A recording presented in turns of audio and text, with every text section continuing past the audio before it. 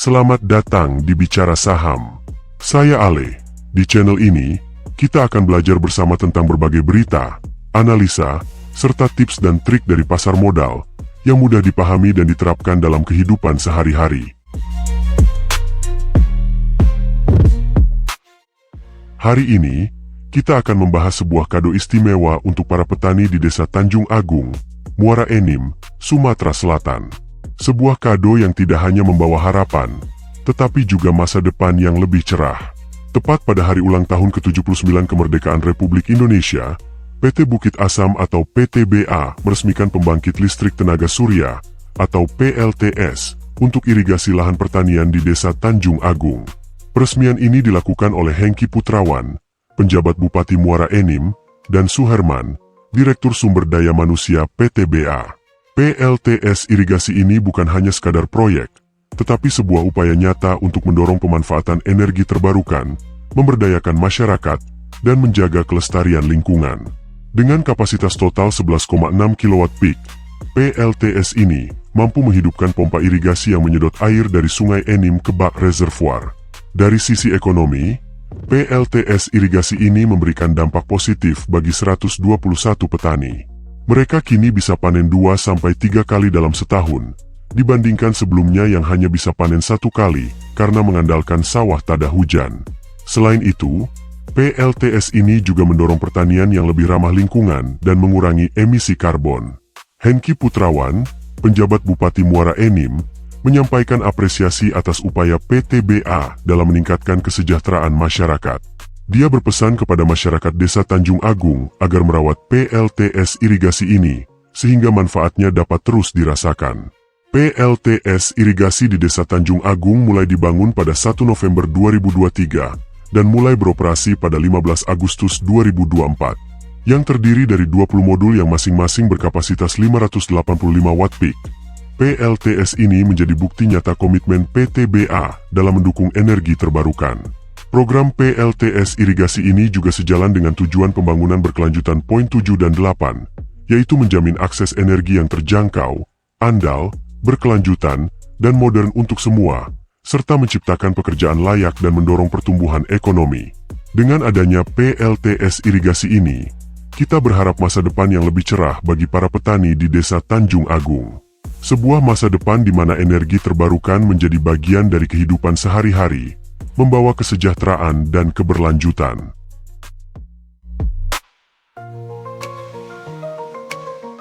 Lalu, bagaimana kondisi fundamental dari PT Bukit Asam saat ini? Ayo kita review. Jangan lupa like, subscribe, dan share video ini, agar kalian gak ketinggalan update terbaru seputar dunia saham lainnya.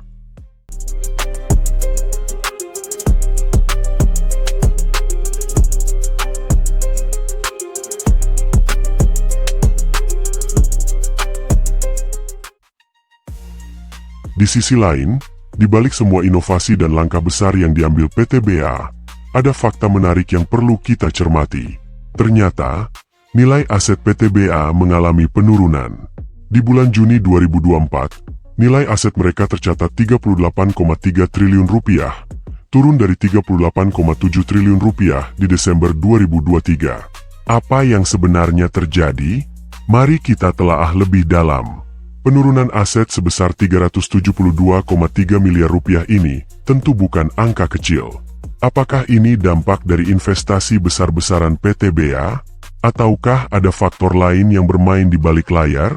Tidak hanya aset, ekuitas PTBA juga mengalami penurunan yang cukup signifikan. Dari 21,5 triliun rupiah pada Desember 2023, kini menjadi 19,5 triliun rupiah di Juni 2024. Ini berarti ada penurunan ekuitas sebesar 2 triliun rupiah dalam waktu 6 bulan saja. Penurunan ini bisa jadi indikasi perubahan strategi besar-besaran yang dilakukan PTBA. Mereka mungkin sedang dalam fase transisi, mengalihkan fokus dari bisnis batu bara tradisional ke sektor energi terbarukan. Sebagai investor atau calon investor, ini adalah informasi yang sangat penting. Penurunan aset dan ekuitas bisa menjadi tanda tantangan keuangan jangka pendek, tetapi juga bisa mencerminkan investasi untuk masa depan yang lebih cerah. Bagaimana menurut sobat? Apakah ini pertanda baik atau justru sebaliknya? Untuk menjawab pertanyaan-pertanyaan ini, kita perlu memantau perkembangan proyek-proyek PTBA ke depan. Apakah investasi mereka akan membuahkan hasil? Ataukah tantangan keuangan ini akan berdampak negatif? Satu hal yang pasti, PTBA sedang berada di persimpangan jalan penting dalam sejarah perusahaannya. Keberhasilan atau kegagalan langkah diversifikasi ini akan sangat menentukan arah masa depan mereka. Apakah mereka akan berhasil menjadi pionir, atau justru menghadapi kendala besar? Tapi, ada informasi lain yang perlu kita cermati. Meskipun aset dan ekuitas PTBA menurun, ada dinamika menarik di sisi lain neraca mereka. Liabilitas PTBA mengalami peningkatan dari 17,2 triliun rupiah di Desember 2023 menjadi 18,8 triliun rupiah pada Juni 2024. Apa yang menyebabkan peningkatan liabilitas ini? Liabilitas yang bertambah sebesar 1,6 triliun rupiah ini mungkin menimbulkan pertanyaan. Apakah PTBA sedang mengambil utang baru untuk membiayai proyek-proyek mereka? Ataukah ini bagian dari strategi perusahaan untuk memperkuat posisi keuangan mereka di tengah perubahan besar ini? Tidak hanya liabilitas yang menarik perhatian, pendapatan PTBA juga menunjukkan tren positif. Pada semester pertama 2024, pendapatan mereka meningkat sebesar 4,16%, dari 18,8 triliun rupiah menjadi 19,6 triliun rupiah. Apakah ini tanda bahwa investasi besar mereka mulai membuahkan hasil? Peningkatan pendapatan ini bisa jadi merupakan buah dari diversifikasi bisnis dan ekspansi. Namun, bagaimana hubungan antara peningkatan pendapatan ini dengan liabilitas yang juga bertambah? Dengan pendapatan yang meningkat, PTBA tampaknya mampu menyeimbangkan tantangan keuangan jangka pendek dengan potensi keuntungan jangka panjang. Apakah ini strategi yang cerdas ataukah terlalu berisiko? Perkembangan ini tentu saja membuat kita penasaran tentang langkah selanjutnya dari PTBA. Apakah mereka akan terus melihat peningkatan pendapatan seiring dengan diversifikasi bisnis mereka? Ataukah ada risiko lain yang perlu diwaspadai? Sebagai investor, informasi ini sangat penting untuk membuat keputusan yang tepat. Peningkatan liabilitas mungkin menimbulkan kekhawatiran, tetapi peningkatan pendapatan bisa menjadi tanda positif. Sobat investor, masih ada lagi yang perlu kita bahas tentang PTBA. Selain peningkatan pendapatan, ternyata beban pokok pendapatan mereka juga mengalami kenaikan. Dari 14,7 triliun rupiah di Juni 2023, kini menjadi 16,2 triliun rupiah pada Juni 2024. Mengapa beban pokok ini meningkat? Peningkatan beban pokok pendapatan sebesar 1,5 triliun rupiah ini bisa jadi karena investasi besar yang dilakukan PTBA dalam proyek-proyek baru mereka. Apakah ini pertanda bahwa mereka sedang menanggung biaya awal yang tinggi untuk mempersiapkan masa depan yang lebih cerah? Namun, ada sisi lain yang perlu kita cermati. Dengan meningkatnya beban pokok pendapatan, laba bruto PTBA justru menurun. Dari 4 triliun rupiah di Juni 2023, kini menjadi 3,4 triliun rupiah pada Juni 2024. Apa yang menyebabkan penurunan ini? Penurunan laba bruto ini mungkin mengejutkan, mengingat pendapatan mereka meningkat. Apakah ini dampak dari peningkatan beban pokok pendapatan yang belum sepenuhnya diimbangi oleh peningkatan pendapatan? Atau ada faktor lain yang bermain di sini?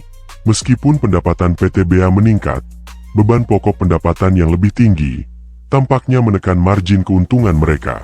Ini adalah tantangan besar yang harus diatasi PTBA untuk memastikan bahwa investasi besar mereka dapat memberikan keuntungan jangka panjang.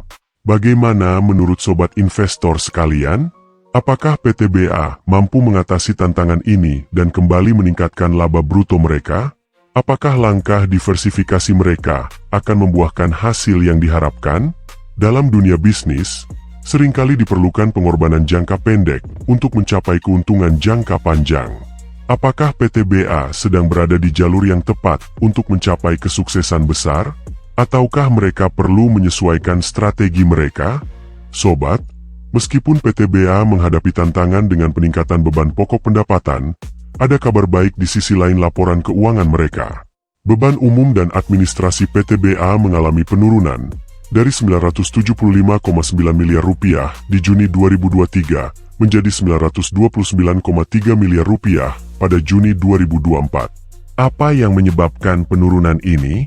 Penurunan beban umum dan administrasi sebesar 46,6 miliar rupiah ini bisa jadi hasil dari efisiensi operasional yang dilakukan oleh PTBA. Apakah ini strategi mereka untuk mengimbangi peningkatan biaya di area lain? Atau mungkin ini tanda bahwa PTBA berhasil mengoptimalkan proses bisnis mereka? Tidak hanya itu, pajak penghasilan PTBA juga menunjukkan penurunan. Dari 756,3 miliar rupiah di Juni 2023, kini menjadi 650 miliar rupiah pada Juni 2024. Penurunan ini tentu saja menarik untuk disimak lebih lanjut. Apakah ini karena laba yang menurun, atau ada faktor lain yang mempengaruhi? Penurunan pajak penghasilan sebesar 106,3 miliar rupiah ini mungkin terkait dengan laba bruto yang menurun. Namun, apakah ini juga mencerminkan efisiensi pajak yang berhasil dicapai oleh PTBA? Atau ada insentif pajak baru yang mereka manfaatkan? Mari kita renungkan bersama. Di satu sisi, PTBA menghadapi tantangan dengan beban pokok yang meningkat dan laba bruto yang menurun. Di sisi lain, mereka berhasil menekan beban umum dan administrasi serta pajak penghasilan. Apakah ini menunjukkan bahwa PTBA sedang dalam fase penyesuaian untuk mempersiapkan lonjakan kinerja di masa depan? Dengan strategi efisiensi yang mereka terapkan, apakah PTBA bisa kembali meningkatkan margin keuntungan mereka? Apakah langkah-langkah ini cukup untuk mengatasi tantangan besar yang mereka hadapi dalam perjalanan menuju diversifikasi bisnis yang sukses? Sobat, mari kita telusuri lebih dalam laporan keuangan PTBA. Meskipun ada beberapa aspek positif seperti penurunan beban umum dan administrasi serta pajak penghasilan, ada satu angka yang perlu kita cermati dengan serius. Laba periode berjalan PTBA menurun dari 2,8 triliun rupiah di Juni 2023 menjadi 2 triliun rupiah pada Juni 2024. Apa yang menyebabkan penurunan ini? Penurunan laba periode berjalan sebesar 800 miliar rupiah ini tentu menjadi sorotan utama. Apakah ini dampak dari meningkatnya beban pokok pendapatan yang tidak sepenuhnya diimbangi oleh peningkatan pendapatan? Ataukah ada faktor eksternal lain yang turut berkontribusi terhadap penurunan laba ini? Tidak hanya itu, mari kita lihat net profit margin PTBA yang tercatat sebesar 10,3% berdasarkan data semester pertama 2024. Angka ini memberikan gambaran tentang profitabilitas perusahaan dalam menghadapi tantangan dan peluang yang ada.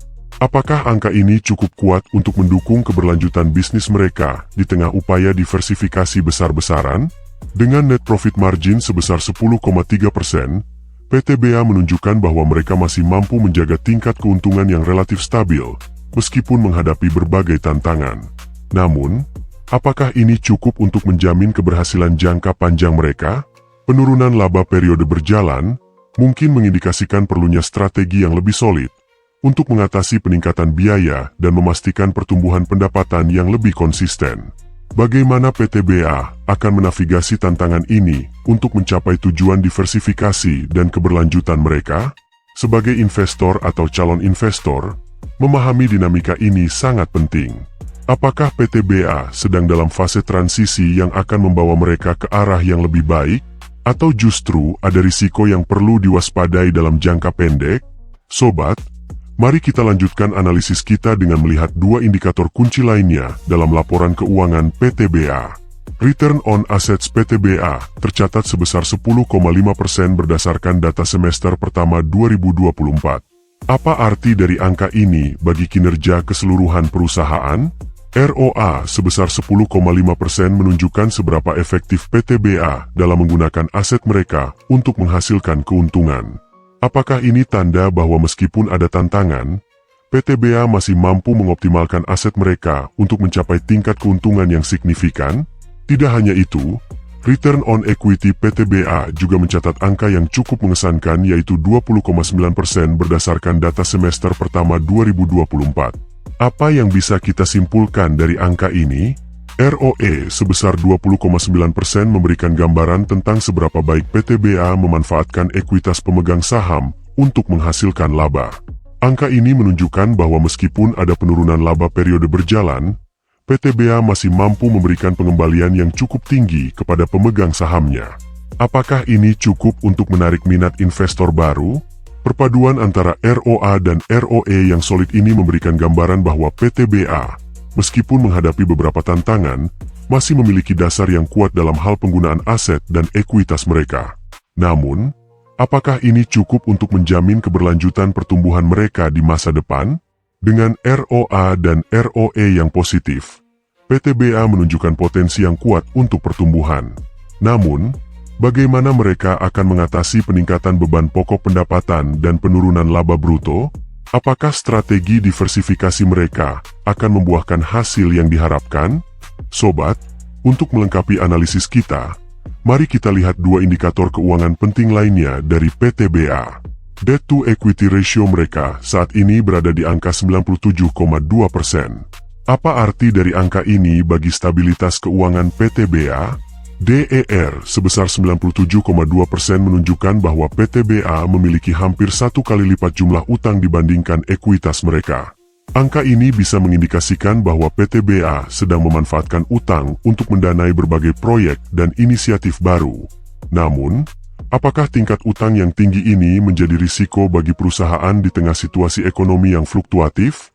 Sementara itu, mari kita lihat current ratio PTBA yang berada di angka 115,3%. Current ratio adalah indikator yang menunjukkan kemampuan perusahaan untuk memenuhi kewajiban jangka pendeknya dengan aset lancar yang dimiliki. Apa yang bisa kita simpulkan dari angka ini? Current ratio sebesar 115,3% mengindikasikan bahwa PTBA memiliki aset lancar yang cukup untuk menutupi kewajiban jangka pendek mereka. Ini menunjukkan bahwa, meskipun memiliki tingkat utang yang tinggi, PTBA masih memiliki likuiditas yang cukup untuk menjaga operasi harian dan memenuhi kewajiban finansial mereka. Namun, apakah ini cukup untuk memastikan stabilitas jangka panjang? Bagaimana PTBA akan menyeimbangkan antara memanfaatkan utang untuk pertumbuhan dan menjaga likuiditas yang sehat? Apakah strategi mereka dalam mengelola utang akan membawa mereka ke arah kesuksesan atau menghadirkan tantangan baru? Ini adalah pertanyaan-pertanyaan penting yang akan terus kita pantau seiring dengan perkembangan PTBA. Sobat, mari kita lanjutkan analisis kita dengan melihat arus kas PTBA. Arus kas yang dihasilkan dari aktivitas operasi sebesar 3 triliun rupiah pada semester pertama 2024. Angka ini memberikan gambaran tentang seberapa efektif PTBA dalam menghasilkan uang tunai dari operasional bisnis mereka. Apa yang membuat angka ini begitu menarik? Arus kas operasi sebesar 3 triliun rupiah menunjukkan bahwa meskipun ada tantangan keuangan, PTBA masih mampu menghasilkan arus kas yang kuat dari operasional mereka. Ini berarti bahwa PTBA memiliki likuiditas yang cukup untuk mendanai proyek-proyek baru, membayar utang, dan mendistribusikan dividen kepada pemegang saham. Tapi, bagaimana mereka mencapai angka ini? Tidak hanya itu, nilai total arus kas PTBA meningkat sebesar 269,7 miliar rupiah sampai dengan akhir Juni 2024. Peningkatan ini menunjukkan bahwa PTBA berhasil mengelola keuangan mereka dengan baik dan terus meningkatkan kapasitas mereka untuk menghasilkan uang tunai. Apakah ini pertanda bahwa PTBA berada di jalur yang benar untuk mencapai tujuan jangka panjang mereka?